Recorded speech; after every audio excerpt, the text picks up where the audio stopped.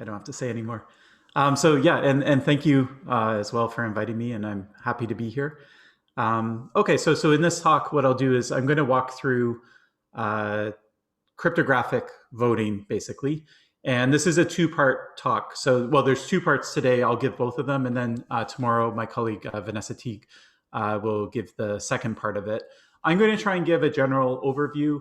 I wasn't sure exactly what the audience would be, so in my mind, I was picturing sort of a graduate student who has taken a crypto course but doesn't necessarily know much beyond that. And so I hope that that's an okay level and it's not too basic and people don't get bored. Another thing someone didn't, or no one mentioned is the questions. So I don't mind at all if you interrupt me. And I can't really watch the chat at the same time as sharing my screen. And so, yeah, so either the chairs will interrupt on your behalf or you can just directly interrupt. I'm good with any. Okay, so what's the agenda? So what I'm going to do is I'm going to try and get through four things. I think it's pretty good. And you can see that I kind of hand wrote the notes out. That's just to slow me down. I could like fill up PowerPoint slides with lots and lots of protocols, blow through them. I would expose you to a lot, but you probably wouldn't walk away really remembering anything. And so what I thought I'd do is the exact opposite. I would just show you four kind of smaller things, but we'll actually go through them in detail and hopefully you'll understand every aspect of it and definitely ask questions if you don't. So the first thing we'll do is I'll just talk about what are the requirements for a voting system. They're probably pretty obvious, but there's maybe a few things that you didn't think about. Then I'll show you one cryptographic scheme called CGS, which is fairly old now. It was developed in 1997, but it's kind of like the basic back end of even modern day crypto voting systems. So a lot of them use that style of a back end for them. The problem with CGS is you assume that voters are able to do encryptions in their head or use a computer or something like that. But in reality, people show up and they want to vote on a piece of paper. So is there a way to get them to vote on a piece of paper and yet somehow feed that into an encryption? Or can you trick them into encrypting their ballot? So I'll show you lots of different ways that you can sort of trick users into encrypting a ballot, even though it's user-friendly and they don't really realize what's going on.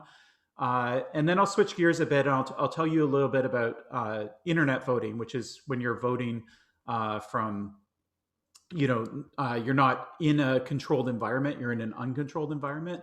Then there's some new problems that you have to worry about. And so we'll look at kind of the baseline paper there called JCJ that provides something called coercion resistance. And eventually I'll define these terms. Okay, so let's just start with the requirements. So you can think of a voting system kind of like this. So you have a voter. This is just a basic non-cryptographic voting system. You have a voter. You show up at the polling place. You show your ID. You have a ballot. You put it in a ballot box. And then generally you walk away. Okay, at that point, you leave. And then later at the end of the evening, there's some tally that's announced. And it says that Alice beat Bob in the election 5-3. Okay, so that's fine. Now, let's say that you actually cared to verify whether this was correct or not. First, note that you can't actually verify it because even though you put your ballot in a box, you have no idea whether that box was counted at the end of the day, whether the tally was reported correctly. You don't know anything about it. Okay, so you can actually fully verify an election that uses this system. But there's a few drawbacks I'll talk about in a second. But let's say that you really want to verify it. What you would have to do is you'd have to show up at 8 a.m. before voting got started. And what you would see is the poll workers would have this ballot box and they would show it to you and they would show that it's empty. Okay, so you look inside and you would agree that this is an empty ballot box. Okay, so then that's fine. And then you would have to watch that box all day.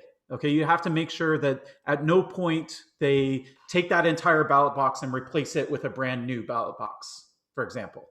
Okay, so you watch it for the whole day. Sometime you would put your own vote into the ballot box. And then at the end of the day, you would watch them and they would open it up and it's usually like sealed and there's like signatures on the seals and stuff like that. And so they'll kind of open it up and then they'll put the ballots on a table and they'll count them up. All right, so that is a voting system that it's private because your ballot gets mixed in the box with lots of other voters. no one knows which of these ballots is yours. Okay, so you have some sort of privacy or secrecy guarantee. And then you also have some sort of integrity, soundness, verification. You have some property like that. Now, the only problem is, A, you had to stay there the whole day. Okay, so that kind of sucks. And then the second thing is you only audited one ballot box in an entire election. Okay, and so even within your city, there could be multiple ballot boxes, and then across the country, across the province, whatever, there's going to be hundreds, thousands, tens of thousands of these boxes, and you can only verify one. So the idea of cryptographic voting is, could you basically be as good as this verifier? Could you do something so that you could be just like this verifier, except for you don't have to watch any of the ballot boxes? So at the end of the day, you maybe look at some numbers, you look at some ciphertext, you, I don't know, add things up, whatever. Somehow you're convinced yourself that actually, without me sitting there and having watched every ballot box in this election, I'm pretty confident that this final result is correct. Okay, so that's the sort of the promise of cryptographic voting. Now, if we think about what those properties are, so I mentioned two already. So the first is that it has some sort of integrity, soundness. It's independently verifiable. Basically, you can assure yourself that the final tally is correct. Okay, so the tally is correct. The second thing that we need to do is note, if you don't care about ballot secrecy, this is pretty easy to do. You publish, say in a newspaper, the name of everyone who voted and who they voted for. Then you can look it up and you can see whether they have it recorded correctly or not. Okay, so this is simple if you don't care about ballot secrecy. But if you want to keep the ballot secret, then it becomes very difficult. Okay, and that's where you need some cryptography or something fancy. So ballot secrecy, sometimes called receipt freeness, sometimes it's called coercion resistance. Sometimes these have special meanings. So I'm not going to give you formal definitions, but I'll just highlight two things that I think are important to note about how you would define ballot secrecy. So the first one is, in the real world, basically everyone's able to see a full transcript of the election and all the crypto information that went back and forth. They get to see the final tally, and then you may or may not allow the adversary to corrupt people. So we'll talk about that in a second. In an ideal world, all you would be able to do is see the tally. Okay, and so it's important to know that for ballot secrecy, you can't guarantee it beyond what you could see from the final tally. So for example, let's say in our election up here, I see that this voter voted in the election. And let's say instead of the tally coming out 5-3, let's say it came out 8-0. So Alice got 8 ballots and Bob got 0. Now, who did the voter vote for? Well, they voted for Alice. They had to vote for Alice because Bob didn't get any votes. Okay, so in that case, the tally actually revealed how that voter voted.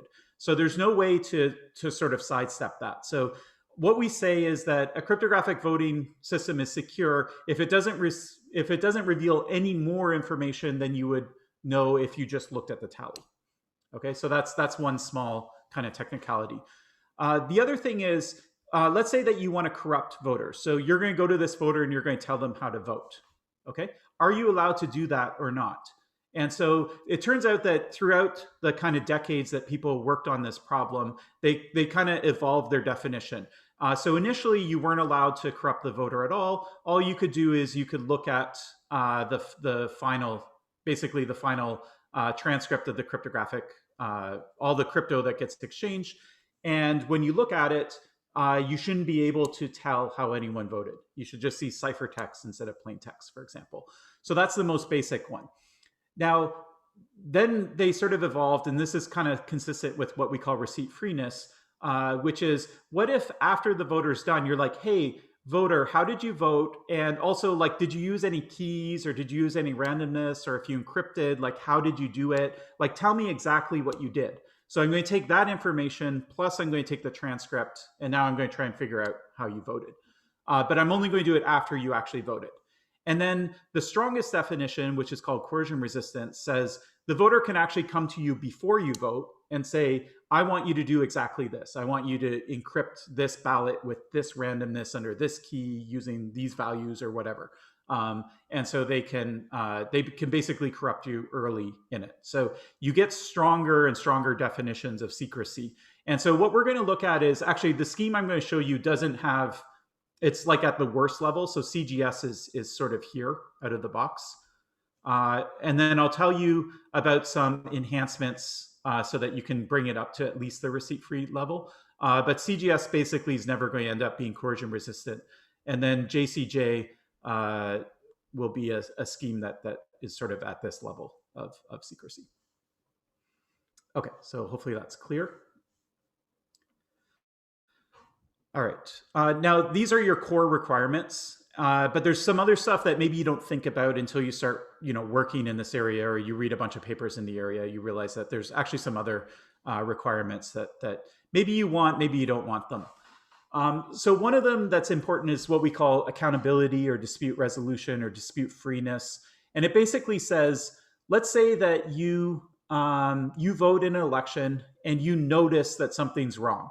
Say there's like a proof that's missing, or the election's trying to show you that you did something, but you did something else.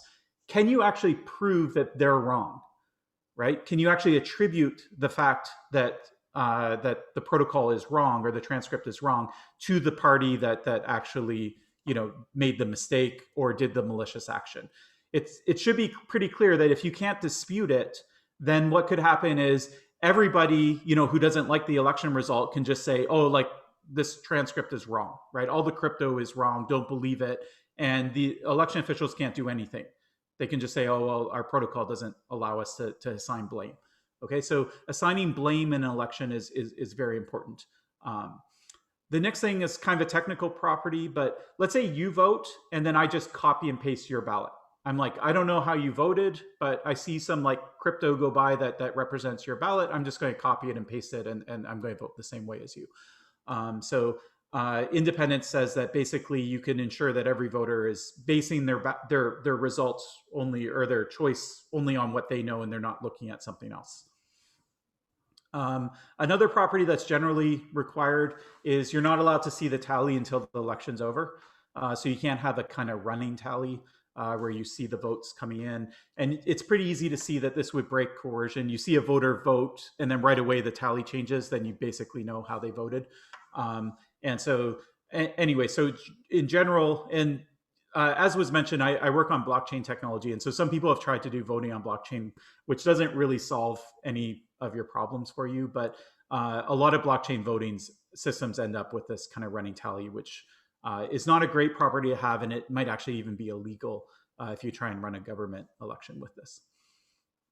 Okay, and then some other properties are kind of more situational. They depend on exactly how you're doing it. So in a lot of the systems, you assume that there's more than, like we talk about an election authority, we don't want to trust the election authority. And so generally what we do is we split them up into different pieces. And so you want to make sure that if a couple of them go offline or they don't show up and do what they're supposed to, that you can still get a result out. So we call that robustness. Generally speaking, you can choose whether you want your soundness to be secure even against computationally unbounded adversary. So even if the election official has a quantum computer or they have infinite computational power, then you can actually make this unconditionally secure.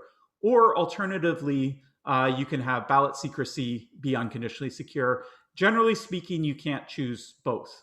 In fact, as soon as you take a representation of the vote, you kind of hide it, maybe using a commitment or an encryption or something like that, and you post it.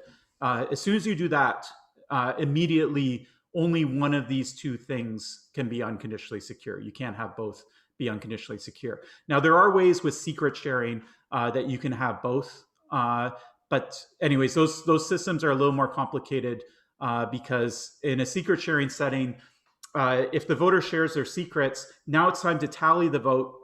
The voter has to come back and they have to participate in that tallying process. So that could work. We call those voting systems boardroom voting systems.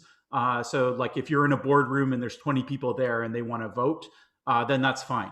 You can do a multi-party computation and you can do it in that style. But usually what happens is the voter wants to cast their ballot and then they want to walk away and never interact again. They just want a single round where they just deposit it. So I call that submit and go. They just want to submit their ballot and go. And so generally the two systems that I'll talk about in this talk are going to have this property of submit and go. They're not going to be, So anyways, we do have one paper. I know one of my former students is on the line and excited for me to mention that we do have one system called uPerio, if you're interested, which is unconditional and it's submit and go, but it relaxes the verifiability property in order to make that work. Okay, sorry, I scrolled too far. All right. Now, what are like some of the tools that we have at our disposal? And so the space of cryptographic voting is very saturated, right? There's probably 200 papers written about voting systems. And the way I think of it, it's kind of like a mousetrap. Like a mousetrap is something that the mice don't catch themselves. You have to do something in order to catch the mouse. But we have this saying, build a better mousetrap, because so many people have these like crazy ideas that actually work. They actually catch mice, because it turns out that catching mice isn't that hard. You can do it. You just have to put a little thought into it. And voting is kind of like that. It's like, it's sort of hard if you just have like, block ciphers and digital signatures and Macs. Okay, you're not going to be able to build a voting system probably.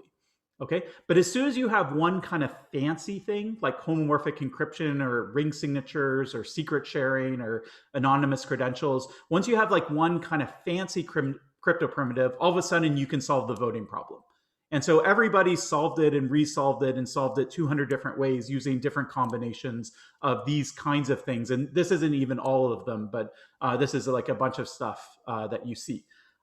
So anyways, what I would encourage you to do, if at the end of the talk, hopefully you're thinking about how you would solve the voting problem, and you probably have really good ideas, and I'm not trying to discourage you from submitting them, but I would encourage you to think about the sort of secondary properties in addition to just the basic primary properties, because a lot of the papers, they don't solve these kinds of things. And if you really want a state-of-the-art sort of cryptographic voting protocol, you're going to have to look at these secondary requirements.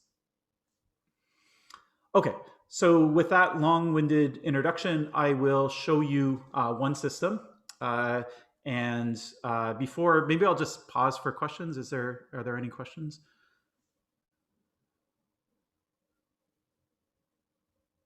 Okay, I don't hear anything. All right, so that's fine. Okay, so this is a system that, as I mentioned, it's fairly old. So it came out in 1997 at Eurocrypt, and it forms the basic backend for a lot of modern systems as well. So it's still probably the most used kind of template for a voting system, and we use it pretty much exactly as it was written. There's a few tweaks that you make, but you can almost lift this protocol out of this 97 paper and use it straight up.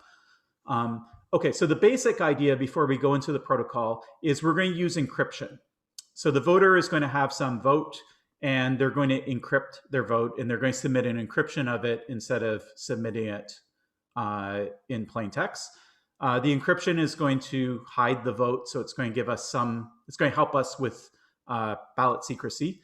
But of course, we need some way of adding up a bunch of votes that are encrypted. Okay, so that's the main challenge that we have. So what we're going to do is we're going to use a sort of fancy encryption scheme. So the encryption scheme was actually proposed. I'll sort of show you this piece by piece. It was actually proposed in this paper.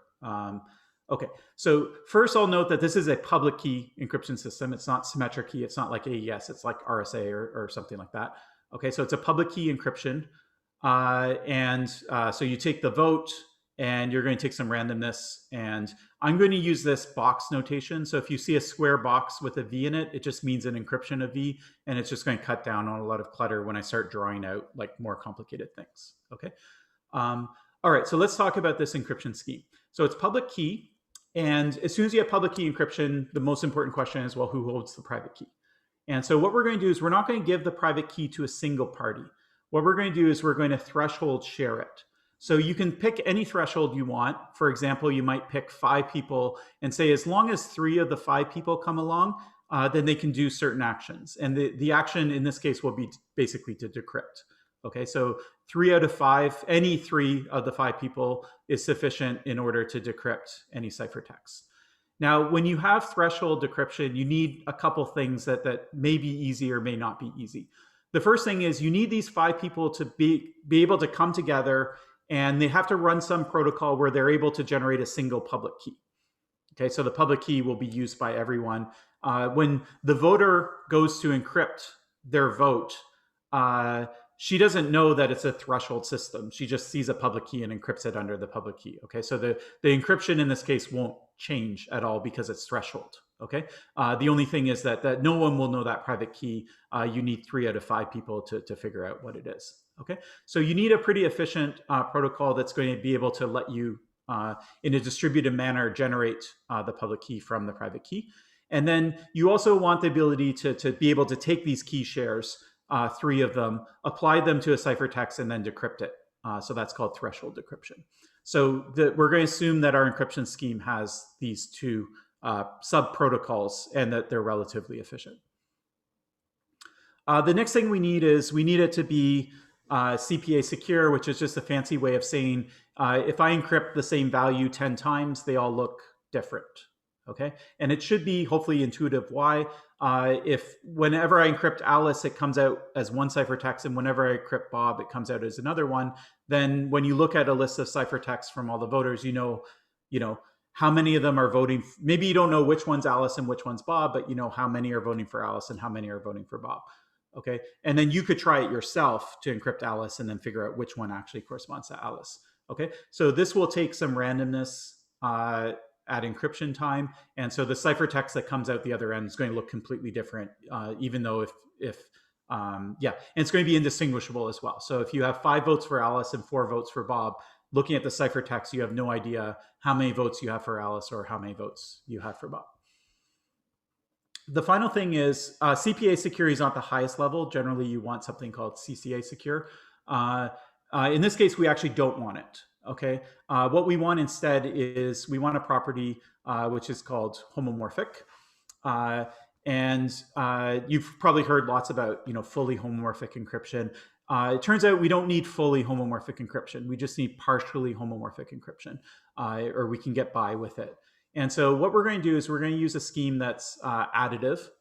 Okay, so what that means is if you have an encryption of A and an encryption of B, there's some operation that you can do. In the case of the encryption that we'll use, it kind of is like multiplication. So I wrote it this way, but you can just think of it as an arbitrary operation, such that you can get an encryption of A plus B, even though you don't know what A is, you don't know what B is, you didn't decrypt it. Okay, you just worked at the ciphertext level, and you were able to get A plus B under encryption, even though you didn't know how to decrypt these things or know what A is or know what B is. Okay. Now, another thing you could do is if you can add B to A under encryption, you could add A to A under encryption, and you could add A to A to A to A to A under encryption. And so you can do a multiplication as well. The only problem is that multiplication needs to be plain text. So if you have some scalar and everyone knows it, you can compute A times R. Okay, so you can add A to itself R times, and then you'll get A times R. Okay. Now, what you cannot do, okay, so I listed it here. It would be really nice if you had an encryption of A and an encryption of B, and you could get an encryption of the multiplication of A and B. If you have that property plus the additive property, then you can compute any circuit under encryption. And that's what we call fully homomorphic encryption. Okay, so in our case, we don't have this. Okay, so we're going to assume that this is not possible for us. Okay, but we're going to get by just having these first 2 properties. Okay, so there's a couple schemes in the real world that have all of these properties. The one is actually proposed in this paper. So this paper invented a brand new encryption scheme and then used it to solve a voting system. It's called exponential LGML. It's actually just a tweak on an earlier system called LGML encryption. And it's really nice. It just has one drawback. The drawback is if I'm not going to say this in its full generality. I'll just say it in a way that's slightly wrong, but gives you the intuition. If the plain text gets too big, you can't decrypt anymore. So you can only decrypt small plain text. Now, small in this case can still be a very large number, millions, billions, whatever. But you can't decrypt an arbitrarily large ciphertext. Okay, so it's going to be fine for us in voting, but for your application, it might not be fine. Okay. Instead, you could use Pallier. Pallier does allow you to decrypt any value. Doesn't matter how big it is. But Pallier has two drawbacks. So the first drawback is the DKG step in Pallier is complicated.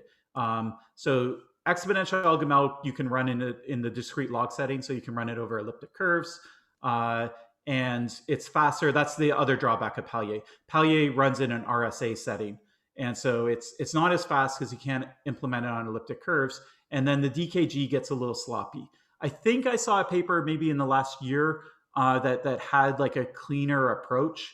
But in general, there was only like one paper that was like maybe 15 years old that had how you could actually do a DKG for Pallier. And it's kind of complicated. And I don't think anyone ever actually implemented it from start to finish. So it's theoretically possible. A lot of people assume that you can do it, but don't sweat the details of actually doing it.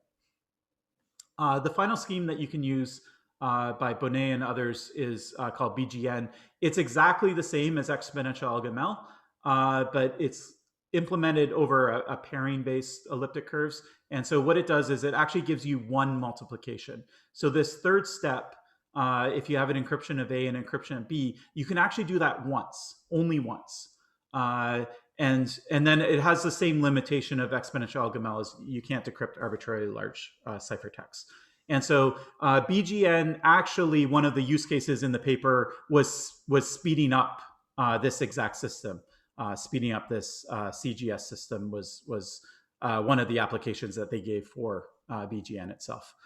It won't go through those optimizations unless if we end up with a lot of time. I apologize. When I share my screen, my computer kind of doesn't scroll very well. It seems to use a lot of processing power to share the screen, and then the scrolling is very jerky. So I'm going to very slowly ease my way towards where I want to be. Okay, so here we are. All right, so let's put this all together, and I'll show you a complete voting system from end to end. Once you have these pieces, it's actually pretty straightforward. So the hardest part was actually really coming up with these pieces. And you have to remember that this is a paper in 97. So exponential LGML they invented, and the zero knowledge proof that we'll see in a second, they didn't invent it in this paper, but those same authors had invented it like just the year before, or maybe 2 years before. So anyways, okay, so we have a voter. And what we're going to do is we're going to assume a very simple election where there's only two candidates, a yes and a no, like a referenda. And what we're going to say is if you want to vote yes, you encrypt the number 1. And if you want to vote no, you're going to encrypt the number 0. Okay, simple enough. You're going to use that exponential LGML encryption system. And so the voter does that. So let's say this is the list of all the votes as they come in. This is the voter, and so they put this in the list. Because this is encrypted, there's no harm in saying who this voter is. So you could even put their name beside the encryption of their vote. And because it's encrypted, it's not going to reveal how they voted. It just reveals that they did vote. But sometimes you want to check that who actually voted and that every voter is eligible to vote. And so sometimes you want to track that information. We tend to publish this in the voting literature, it's called a bulletin board, BB bulletin board. And basically think of it as a broadcast channel. So everyone can read it. And once you post something on it, you can't delete it or modify it or change it. So those are the basic assumptions around the bulletin board. And how you actually achieve that in practice, you could write a theory paper on how you could use distributed computing, or usually just people post stuff on websites. So it's not technically a bulletin board because it could equivocate and show different things to different people or change and things like that. But you can deal with that threat at a protocol level. But anyways, we'll assume that we just have maybe a blockchain to put all these values in. Okay, great. Okay, now what can go wrong, right? actually, let me just open it up. If someone wants to unmute and tell me what could go wrong with this system just at this level.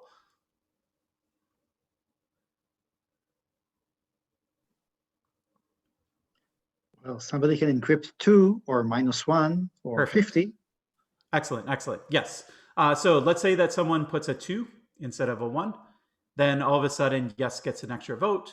And if someone puts a -3, then they can drag down a bunch of no votes as well. Or sorry, a bunch of yes votes with it. Okay. So what we need to do is we need to enforce that everyone only submits a 1 or a 0. Okay. So what we're going to do is we're going to have a proof, a zero knowledge proof, and the zero knowledge proof is going to prove that fact, that either it's a 0 or it's a 1. And then we're fine. Okay. Now let's assume that this proof is in place. I'll show it to you in a second. Then what you can do is you have an additive homomorphic encryption of these ones and zeros. So you can just add them up under encryption. So you'll get an encryption of 4 before I made the modifications. Then the election officials will decrypt it. They'll see that it's 4. And in this case, the scheme is kind of weird, but you would have to count up the number of votes. You'd see, there's 7 that are submitted. We have 4 that are voting yes. Therefore, we infer that 3 of them voted no. We'll talk about how to make a more complicated ballot in a second. Okay, so let's talk about this proof. Another thing I'll mention is the election authority, we call them EA, they can decrypt this final ballot, the 4, and turn it into the decryption of a 4. What's stopping them from decrypting the bulletin board, right? If they want to know how this person voted, why don't they just go to this ciphertext and decrypt it? Why do they wait till the end to decrypt it? And the answer is nothing stops them. Okay, so they have the power because of the threshold decryption. They do have the power to decrypt this, okay, and figure out how this voter voted. We're just assuming that they don't. Okay, why do we assume that they don't? It's maybe arguably a questionable assumption, but it's the assumption that's just across the literature. Everyone makes it. Usually people say, well, you have 5 people and they're from different political parties, so they don't want to cooperate with each other. And maybe one's from the government and one's an election watchdog or something like that. And so what we're going to do is we're going to assume that at least 3 of them are honest, 3 of the 5 or whatever threshold you set up. And what it means to be honest is you only decrypt when you're supposed to. So you don't go and decrypt at this stage and learn how everyone voted. You wait until you have the final sum and then you decrypt it at that end. Okay, so it's only this non-collusion honesty assumption that enforces that particular aspect. Okay, now let's look at the proof. Okay, so I have basically an encryption of a value, and I want to prove to you that it's a 0 or it's a 1. Okay, I'm not going to go through the details of the proof, but I'll just give you a flavor. And if you are familiar with basic zero knowledge like Sigma protocols, then you'll be able to follow it. Otherwise, you can just go grab a coffee or something like that. Okay, so you have a ciphertext. You're going to prove that it's either a 0 or a 1. Just as a reminder, this is actually what exponential Gamal looks like. So if you encrypt message M under randomness R using public key Y, you actually get 2 values out. So your ciphertext is 2 values, a pair of values, C1 and C2, which is G to the R, and then this one is G to the M times Y to the R. Okay. Now, if you stare at this long enough, you'll notice that if I write down G, if I write down Y, which is the public key, if I write down C1, which is G to the R, and then if I take this value and I strip off G to the M. So this is G to the message. So if I want to prove to you, for example, that it's an encryption of 0, what I could do is say, okay, I'm going to prove to you it's an encryption of 0. So I'm going to create the value G to the 0. And I'm going to get rid of it from this term. I'm going to divide it, or technically you invert and multiply because it's in a finite field. But anyways, I'm going to divide off this term. Then I'm left with Y to the R. Okay, and Y is the public key. So it's G to the SK, which is the public key. Okay, then you'll note that this has a special form, what we call a DDH tuple. So it's G to the one thing, G to another thing, and then G to both of the things that these two are. Okay, and once you have it as a DDH tuple, then you can use Chom-Peterson, which is a standard Sigma protocol for proving that something's a DDH tuple. Okay, so if you want to do this proof, whether encrypts a 0 or a 1, basically what you do is you create two DDA or two tuples. Okay, so in the first tuple you divide off g to the 0, and in the second tuple you divide off g to the 1. What you're going to do is you're going to fake one of these two proofs. So let's say it's actually an encryption of 0. What you're going to do is you're going to fake the proof that it's g to the 1, and you're going to do a real proof that it's g to the 0. And there's some math that I'm not going to go into that lets the verifier be confident that you only fake one and not both. Okay, so they know that you faked one of the proofs, or you could fake none of them as well. But anyways, they know that you at most faked one of the two proofs. Okay, and this OR logic, was sort of new at the time. So this paper didn't propose it, but it was fairly like recent at that time. Okay, and so you do basically a Chom-Peterson, and then you have OR between the two, disjunction, and then you're able to do this proof. Okay, so that's it. So that's CGS. It's, once you have the primitives, you know about exponential Gamal, you know about OR composition, and you know about Sigma protocols, then it's actually a really simple scheme. The details are really in just sweating the primitives. And then once you have the primitives, then it's fairly straightforward. Okay, so let's look at a couple extensions to it. So the first thing that's kind of awkward is you can only encrypt a 0 or a 1. So there is a question in the chat. Sorry to interrupt. Yeah, please go ahead. Yeah, the question is from JS. He asks, so what is the current state-of-the-art algorithm? And in particular, where does Estonia's iVoting stand? Okay, sure. So the iVoting system, I'm not intimately familiar with. I think Vanessa tomorrow, I think she's on the call now too, but I think tomorrow she might know more details about it. Generally, I think if I recall the details correctly, it uses what's called a mixed network. I'm going to show that to you in about 2 seconds. And so you'll see it. But okay, so a state-of-the-art system that's like this, where you're not voting on paper, would be Helios. So Helios is used by the IACR for like various elections, and it's been used at Princeton University and things like that. And it does basically this. So they have two variants, one that does exactly this and one that does mixed network variant. What they do is they have little tweaks. So they might tighten up the encryption a bit. So they might have like something that's kind of like CCA secure for a while, and then when you need it to drop down to CPA, you can drop it down. And they certainly allow you to encrypt more than one candidate. So you can choose however, you can have a ballot with multiple different candidates. And then there's some like work on like, maybe you don't want, this is called first past the post, where you just add up all the votes and whoever has the most wins, a plurality. Sometimes you don't want that. Sometimes you want to have people rank their choice and you want to sort it, or sometimes you're choosing actual multiple seats. So you're trying to fill, the city council has 5 vacant seats and there's 10 people running. And so you have to fill those 5 seats, and then it gets a little more complicated for scoring protocols. But yeah. Okay. All right. So let me show you how to do more than one candidate. And so what we do, there's actually like 3 or 4 different ways. This is the simplest. It's not the most efficient by far, but it's the simplest, which is that you actually just encrypt a bit for every candidate. And if you don't want to vote for them, you encrypt a 0. And if you do want to vote for them, you encrypt a 1. So I would submit these 4 values, and they'd be ordered so everyone understands that it's Alice, Bob, Carol, David, who are the candidates in the election. And so I would submit this bit vector, and this would be a vote for Carol because I put my 1 beside Carol's name. Now, once again, you have to make sure that people aren't putting 2s and 5s and -3s in this. You also have to make sure that people aren't voting more than once. Okay, so they're not submitting something with 2 1s or 3 1s or 4 1s.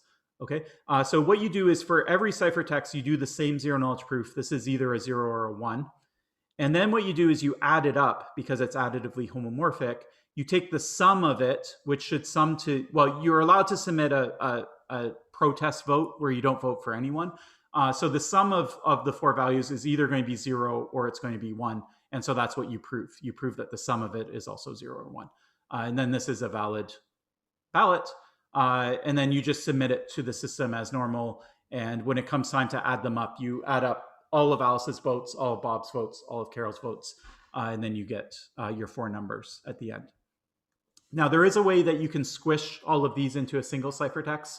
You can split it up at a bit level and have different bits correspond to different candidates, or you can take like prime numbers and exponentiate them by the number of votes, and then you can like do a prime decomposition. So there's some like crazy schemes for like other ways of doing it. But this one's very simple. It's modular. The zero knowledge is very easy to implement using Chomp-Peterson. And so I think this is what everyone uses when they actually implement the system.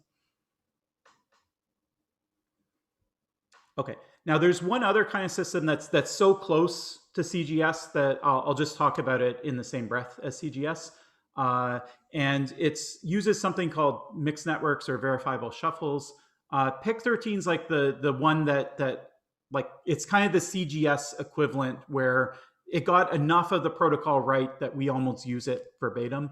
They had some like really basic mistakes, like they didn't work in the right prime order group and things like that. So there was an attack paper that came out that broke the system, but if you tweak it and use all the modern crypto, it works fine. The idea of using mixed networks goes back to David Chom in 1981. And then there's a paper by Seiko and Kilian that's also very good. I think I have this date wrong. There's no way it was 2013.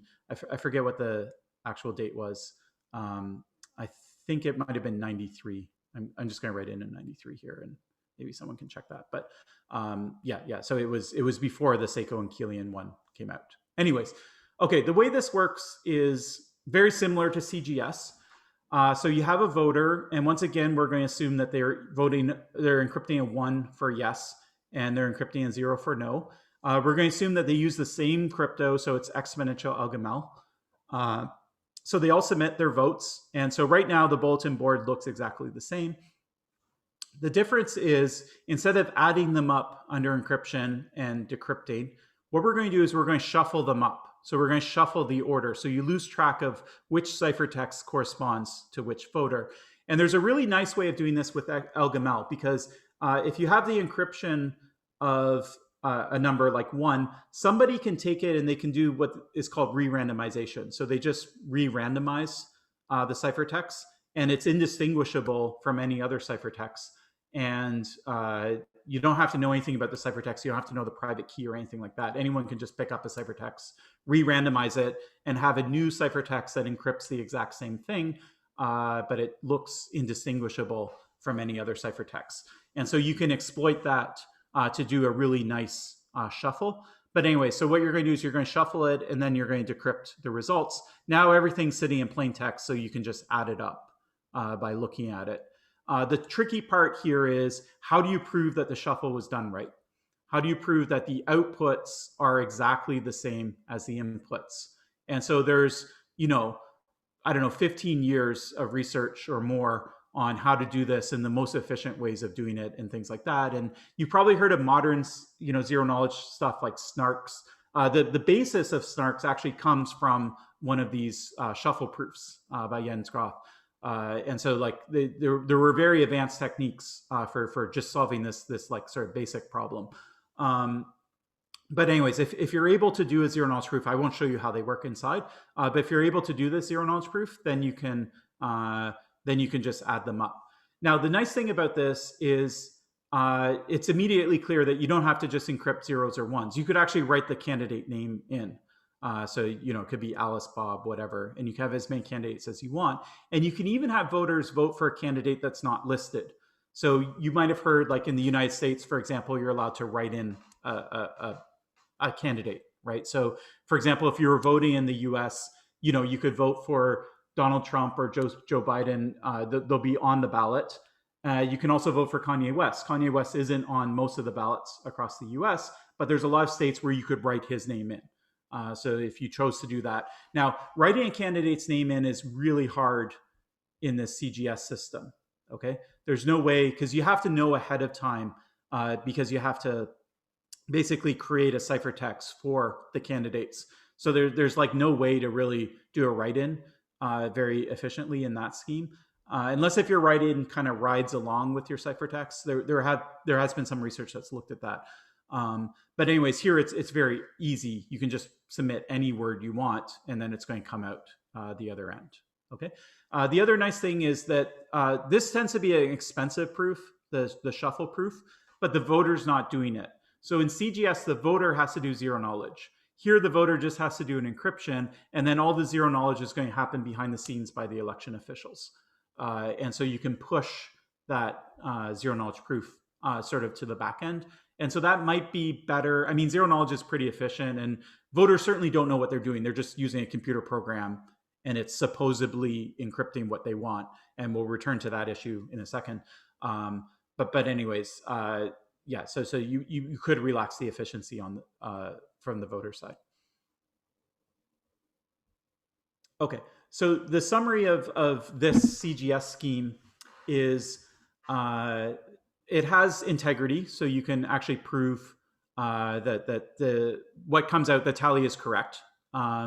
Voters can check that their ciphertext is correct on the bulletin board. So the idea would be that you would go and look up what the bulletin board says is your ciphertext, and you would check and see what it is. Okay, there's no dispute freeness. So let's say you look up your ciphertext and it's wrong. There's not much you can do. You can say it's wrong and it should be this, but I don't know if you're lying about it because you don't like the election result, and you're trying to like discredit the election, or if it actually is wrong. Okay, so that accountability is one thing that you want to fix. The other issue with it is, let's say I write down the randomness that I use to create this encryption. So this is encryption of 1. I can't decrypt it. I don't know the decryption key, but I encrypted it myself, and I use randomness. So I could go to an adversary and say, hey, this is an encryption of a 1. Here's the randomness for it. Now you know how I voted. And if the adversary is, paying people $100 to vote yes, then you could prove to them how you voted. So then there was a whole line of research on how you could solve that problem. And the summary is that you basically hand your ciphertext off to another party, which is called a randomizer. And the randomizer will tweak the randomness, and then they'll push it to the bulletin board. And basically, you as the voter have to be convinced that they didn't change your vote. But you can't use that proof to show an adversary. You could show the adversary, hey, I told the randomizer that I'm voting 1. The randomizer has this proof that they didn't change my vote, they just re-randomized it. And so put those two things together, you know that I voted for 1. So the randomizer kind of has to like convince the voter that they didn't change it, but they can't give them too much information. Otherwise they could show an adversary. And so anyway, there's this whole like line on divertible zero knowledge. And then it was eventually solved by a primitive called designated verifier proofs. And I'll show you that in the context of JCJ, the other voting system that we'll talk about after the break. But that's coming later. But anyways, it doesn't really solve these properties. Okay, so it's a good start for a backend system. And then with some tweaks, you can modernize it and actually use it in an election. Okay, so this is a good kind of break point. So I'm going to take questions in a second, but I'm scared that you're all going to run off before I get to what I think is the coolest thing. So what I'm going to do is I'm just going to tease one little thing from what we're going to talk about next, which hopefully interests you. So the next thing that we're going to talk about is how can you basically vote on paper. Okay, so during the break, I want you to think about what I'm going to show you. So this is a voting system. It's called Predivote. It was developed by Peter Ryan and others, and Vanessa Teague, who will give the lecture next time, did a lot of work on the system as well. And so the basic idea of it is you have a paper ballot. So this is a piece of paper, and the lists of the candidates are shuffled. So every ballot will have a different list. So some of them will say Alice, Bob, Carol. Some of them will say Bob, Carol, Alice. Some of them whatever. Okay. And so if you want to vote for Alice, you take your ballot and you mark, beside Alice that I want to vote for Alice. And then what you do is you actually separate the piece of paper. Okay. And you can shred this piece of paper. No one ever sees it.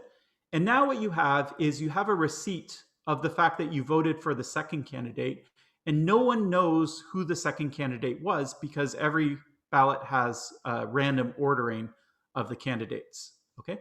And here what you could do is you could have the data. This would probably just point to a database, but it would basically say, okay, if the person marks C1, or sorry, the first thing, then pull this ciphertext. If they mark this one, then, here's another ciphertext. And if they pull this one, then here's a third ciphertext. Okay. And then you can take those ciphertexts and you can feed it directly into a mixednet system, or you can feed it directly into CGS. Okay. So we just took a system like CGS, which is all crypto, and we made it so that a human being can vote. Okay. Now you probably have some questions, hopefully some security questions about doing this.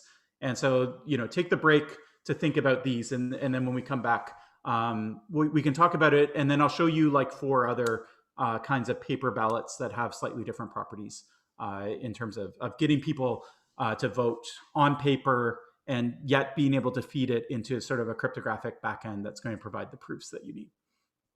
So so thanks for sticking around for the first half. We have about 10 minutes. Do you want to ask some questions?